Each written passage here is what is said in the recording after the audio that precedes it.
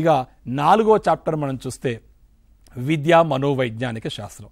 శిశు అభివృద్ధి మీద, ఈ సైకాలజీ మీద మనకు ప్రధానంగా ఇక్కడ తీసుకున్నాడు.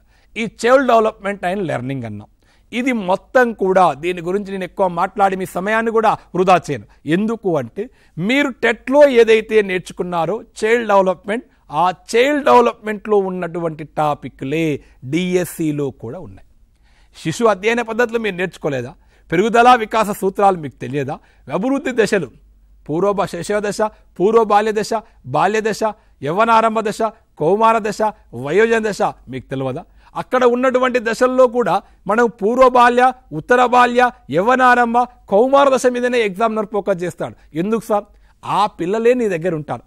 నీ దగ్గర ఉన్నటువంటి పిల్లలు, నీ పాఠశాలలో ఉన్నటువంటి పిల్లలు, వారు ఏ వయసులో ఉంటారు, వాళ్ళు ఏ దశలో ఉంటారో వాళ్ళ మీద అడుగుతాడు తప్ప వయోజన దశ లక్షణాలు ఏంటి, వృద్ధాప్యంలో ఎలా ఉంటాడు నీకెందుకు? నీ దగ్గర వృద్ధాప్యంలో ఉన్నవాడు నీ దగ్గర ఉండడు కదా, వయోజన దశలో ఉన్నవాడు నీ దగ్గర ఉండడు కదా. నీ దగ్గర ఉన్నటువంటి పిల్లవాడేవాడు, ఆ పిల్లవాడు ఉత్తర బాల్య దశలో ఉంటాడు, లేకపోతే కౌమార దశలో ఉంటాడు, యవ్వనారంభ దశలో ఉంటాడు. అంతకంటే ముందు అవగాహన కావాలంటే పూర్వ బాల్య దశ, శైశవ దశ అనే ఉంటాయి. ఈ దశలు నేర్చుకోండి.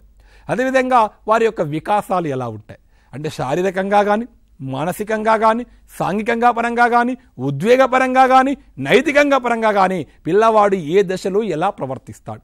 పిల్లల్ని మనం అర్థం చేసుకోవాలంటే వారి యొక్క వికాసాల మీద సామాజికంగా కావచ్చు, ఫిజికల్గా, మెంటల్గా, ఎమోషనల్గా, సోషల్గా వారి వికాసాల మీద టీచర్కి అవగాహన ఉంటే, ఏ వయసులో పిల్లలు ఎలా ప్రవర్తిస్తారో నీకు తెలిసి ఉంటే నువ్వు తప్పనిసరిగా ఏం చేస్తావు, ఆ దశలో పిల్లవాడు అలా ప్రవర్తిస్తాడు కాబట్టి అది ఒక వికాసం యొక్క లక్షణం కాబట్టి దానికి అనుగుణంగా నువ్వు లెర్నింగ్ యొక్క అభ్యసన కృత్యాలు అనేవి కల్పిస్తాం. దానికి అనుగుణంగా పిల్లవానికి అభ్యసనం చేయడానికి ఆస్కారం అనేది ఉంటుంది.